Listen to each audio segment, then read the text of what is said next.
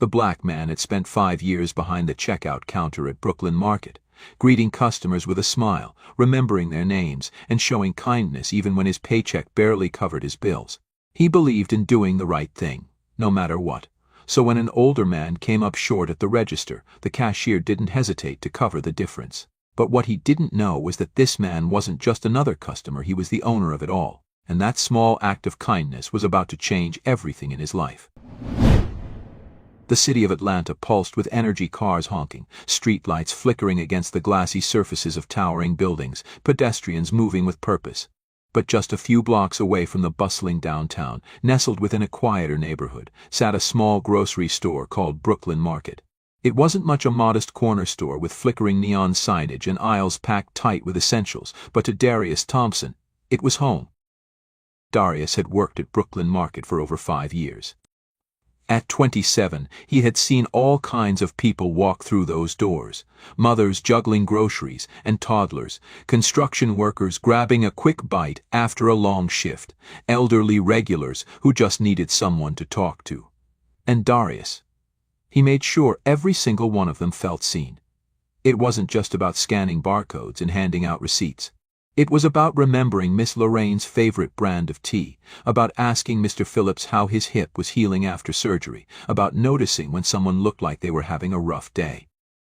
Standing behind the register, Darius ran a hand over his close-cropped hair and glanced toward the entrance as the bell jingled.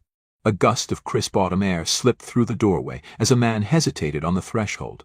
He was wrapped in a worn-out jacket, his beanie pulled low, shoulders hunched like he was bracing himself against more than just the cold. Darius had seen that kind of hesitation before, the kind that meant someone wasn't sure if they really belonged. "Hey there," Darius called out, his voice easy, welcoming. "Chilly out tonight. Let me know if you need help finding anything." The man gave a small nod but didn't respond. Instead, he stepped inside, his movements cautious, like he was trying not to draw attention. Darius watched as he wandered the aisles, his eyes flickering over price tags, fingers lingering over the cheaper brands. He finally settled on a loaf of bread, a small carton of milk, and a protein bar, the kind of purchase that wasn't for a full meal but just enough to get by. When the man approached the counter, Darius noticed his hands were trembling as he reached into his pocket. He pulled out a crumpled $5 bill, some loose change, and set it on the counter with a quiet sigh. Darius did the math in his head before even scanning the items. He was short. The man swallowed hard, looking down at the protein bar. "I'll just put this one back." Darius didn't hesitate. He had seen this too many times before, the silent humiliation, the way people's pride made them shrink into themselves. Without a word, he rang everything up, covering the difference himself. "Nah, don't worry about it," he said, sliding the bag toward the man with an easy smile. "We all need a little extra sometimes." For the first time since he walked in, the man looked up, his expression unreadable. There was something in his eyes, shock, maybe even a little suspicion, like he wasn't used to kindness coming with no strings attached. After a beat, his shoulders sagged, and he let out a breath he seemed to have been holding. "Thank you," he murmured, voice rough, like it had been a long time since he'd had to say those words. You have no idea what this means." Darius just nodded. "Take care, all right?" The man clutched the bag close to his chest, as if it held something far more valuable than just groceries, and disappeared out the door into the cold night. Darius didn't think about it much after that. It wasn't the first time he had helped someone out, and it wouldn't be the last. To him, it was simple. If you could make someone's day a little easier, why wouldn't you? But what Darius didn't know, what he couldn't possibly have known, was that the man he had just helped wasn't just another struggling customer. He was Nathaniel Carter, the billionaire CEO of Carter Retail Group, one of the largest grocery chains in the country. And for the first time in years, Nathaniel found himself shaken not by the weight of his fortune, not by the pressure of board meetings and profit margins, but by a simple act of kindness from a cashier who had no idea who he was. Nathaniel Carter sat in his car across the street from Brooklyn Market, the brown paper bag still resting on the passenger seat beside him. His fingers idly traced the rough edges of the receipt as he stared through the windshield, his mind replaying the moment at the counter. The warmth in the cashier's voice, the way he hadn't hesitated, hadn't looked at him with pity or condescension, just pure, uncalculated kindness. It wasn't something Nathaniel was used to. For most of his life, people treated him according to what he was worth, not as a person, but as a number. They saw him as a billionaire, a power broker, a name that dictated salaries and stock values. Even when he had started from nothing, back when he was just another kid bagging groceries in a store much like this one, he had known that kindness was often a currency people used to get something in return. But this man Darius had given without expecting anything back. It unsettled him. Nathaniel exhaled, his breath fogging against the glass as he finally put the car in drive. He hadn't planned on coming here in disguise, hadn't even planned on testing his own company's stores like some undercover boss. But he had felt it, growing steadily over the past few years, the slow, creeping disconnect between himself and the business he had built from the ground up. His board of directors talked about profits. His regional managers talked about efficiency. But who was talking about the people? The further his company expanded, the less he recognized it. Employees were numbers on spreadsheets, labor costs to be optimized. There were whisper store workers who struggled with long hours and stagnant wages. Reports of staff feeling like they were barely scraping by while his executives cashed in bonuses. He had heard it all before, in boardrooms filled with men in tailored suits, but none of it had felt real. Not until tonight. The bell above the store door had chimed like a dozen others he'd walked through in his youth. The shelves had smelled like dust and cardboard and cheap disinfectant. And then there was Darius, standing behind the counter, living inside the reality of the business Nathaniel had spent years controlling from a distance. Nathaniel hadn't even intended to buy anything. He had simply wanted to look to see if he could find what had been lost. And then he had come up short.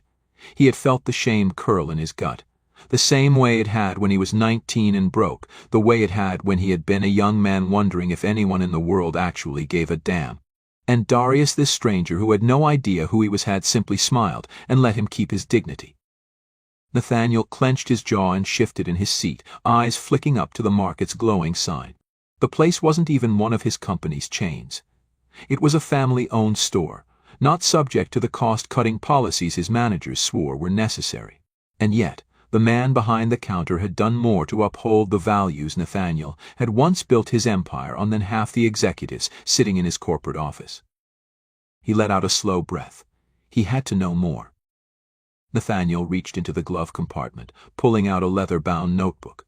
Inside, his meticulous handwriting filled the pages with notes from previous store visit statistics, observations, anonymous complaints. But now, for the first time in years, he wrote something different. He wrote a name. Darius Thompson. And beneath it, just one question. How many more like him have we forgotten? The next evening, Nathaniel Carter returned to Brooklyn Market. This time, he wasn't just passing through. He wasn't there to test a theory or to confirm some corporate report. He was there because something about this place, about Darius, wouldn't leave his mind.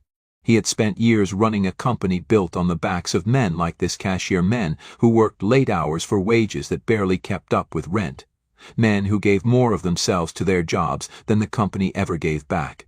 And now, standing in front of the same dull glass doors, Nathaniel wondered how many of them had ever been seen. He stepped inside, the bell overhead chiming softly. The store smelled like it had the night before, like spilled coffee, old linoleum, and the faint scent of detergent. A few customers moved between the narrow aisles, their carts rattling against the tiled floor. But Nathaniel's eyes immediately found Darius, standing behind the counter, scanning items with that same easy, attentive presence. Nathaniel wandered through the aisles, pretending to browse, watching without being obvious. Darius greeted every customer, some by name, some with nothing more than a warm smile. He cracked a joke with an elderly man fumbling for his wallet, walked from behind the counter to help a mother with two restless kids, and when a teenager came in looking nervous and out of place, Nathaniel watched Darius subtly slip a small bag of chips into his order without ringing it up. The kid's shoulders relaxed as he mumbled a thank you, as if that small act had kept him from losing whatever dignity he had left. Nathaniel clenched his jaw. This man did more for his customers in a 5-minute window than some of his own store managers did in a week. Then, something caught his attention. A man in a cheap suit, the kind corporate middle management wore when they wanted to seem important, stepped into the store. He was short, with slicked-back blonde hair and the smug kind of confidence that only came from believing you were above the people around you. Nathaniel recognized the type instantly. He had hired men like this. The man walked straight to the counter, cutting ahead of the line like he owned the place. Darius, ever patient, finished ringing up a woman's groceries before acknowledging him. "Evening, Mr. Lively," Darius said, his voice steady, polite. Nathaniel tensed. So, this was the store's manager. Lively barely spared him a glance. "Thompson," he said, voice clipped. He pulled a folded piece of paper from his pocket and tossed it onto the counter. "Payroll's locked. No raises this quarter." Nathaniel watched as Darius's fingers tightened slightly on the edge of the counter, just for a fraction of a second, before he exhaled and nodded. "Understood," he said simply. Lively smirked. "Didn't think you'd push back. Smart. Some of your kind don't know when to quit." Nathaniel felt his entire body go still. For a moment Darius didn't react. He just stood there, absorbing the insult, before lifting his gaze, locking eyes with the man who held the power over his paycheck. And then, in that same steady voice, he said, "Is there anything else you need, sir?" Lively scoffed, stepping back. "Nah. Just wanted to deliver the news personally. Thought it'd be better than another rejection email." Nathaniel's hands curled into fists at his sides as Lively turned and strutted out the door, like he had just done the world a favor. Darius let out a slow breath and carefully, almost methodically, folded the paper and tucked it under the register. Then he went right back to work, ringing up the next customer as if nothing had happened. But Nathaniel had seen it. He had seen the way Darius swallowed his frustration, how he bore that quiet, crushing weight of being dismissed. He had seen the way his jaw tightened just slightly, how his posture stiffened for half a second before slipping back into the kind of ease that could only come from years of learning to let things roll off his back. And Nathaniel knew that feeling. He knew what it was like to be told you didn't deserve more. Something burned in Nathaniel's chest, something sharp and unfamiliar, disgust, not just at Lively, but at himself. He had built this company from the ground up. He had fought for it, sacrificed for it, told himself that every decision he made was for the greater good. But when had he stopped looking at the people who actually made it run? When had he let men like Lively become the face of his stores? Nathaniel turned toward the exit, his mind already racing, his decision already made. This had to change, and it had to start now. Nathaniel didn't sleep that night. He lay in bed, staring at the ceiling, Lively's words echoing in his head. "Some of your kind don't know when to quit." The casualness of it, the way he had tossed it out like it was nothing, like it wasn't laced with centuries of weight, like it wasn't meant to remind a man exactly where he stood. Nathaniel had been young when he first learned what that kind of power felt like, the kind that didn't come from money, but from the ability to make someone feel small. He had spent years clawing his way out of a world where men like Lively could dictate his worth with a smirk. And yet, here he was, owning a company where men like that still thrived. By morning, he had made his decision. He wasn't just going to fix this. He was going to burn it down and build something better. By noon, Nathaniel was in his office, staring down a conference table full of executives who looked at him the way men look at storms they don't know are coming. "I want payroll reports from every store in the region," he said, his voice calm, clipped. "Turnover rates. Employee complaints. I want to see who's been denied raises in the last 3 years and who made those decisions." A beat of silence. Then someone cleared their throat. "Sir, if this is about—" Nathaniel looked up.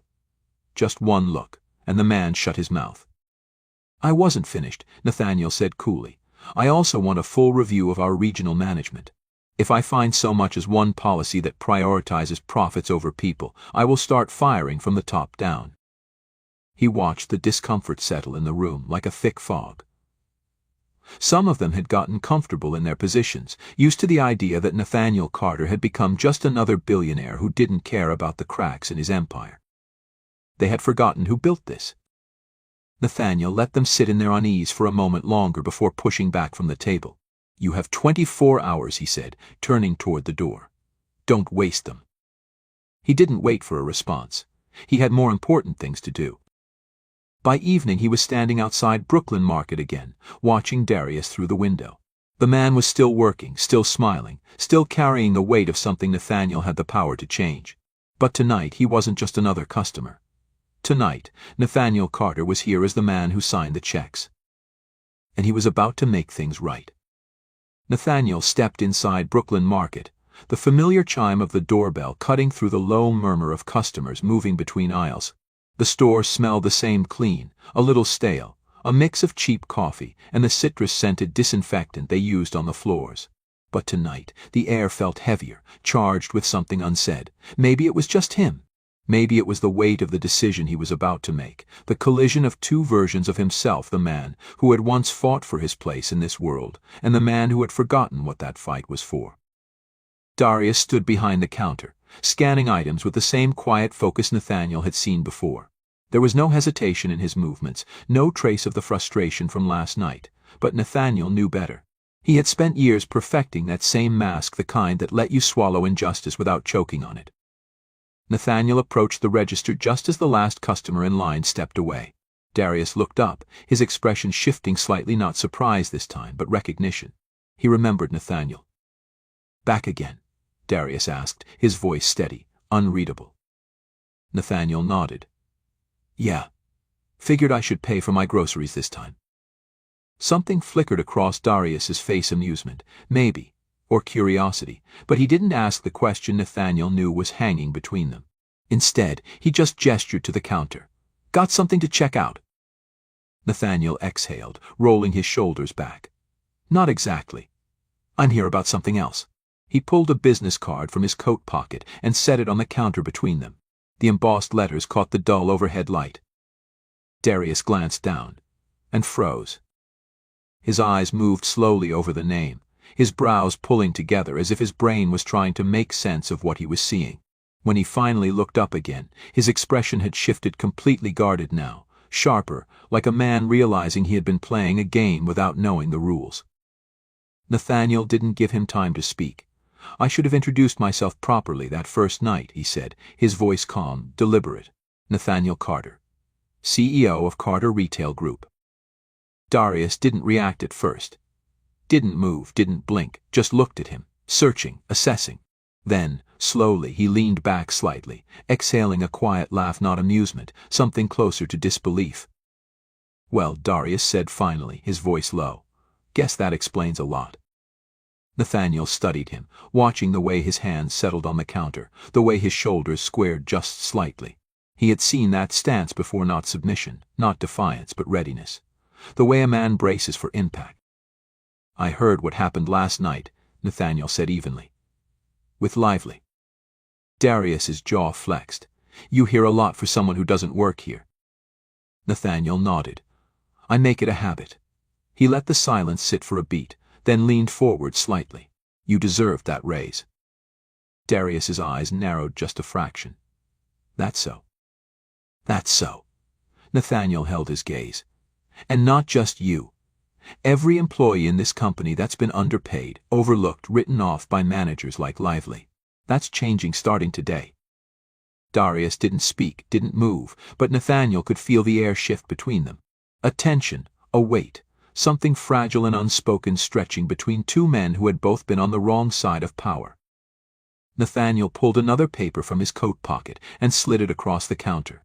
"This is an official offer," he said, watching as Darius hesitated before picking it up. "A corporate position. Community outreach and employee development. It comes with a salary that actually reflects the work you do. Benefits. And a budget." Darius's fingers curled around the edge of the paper. A budget for what?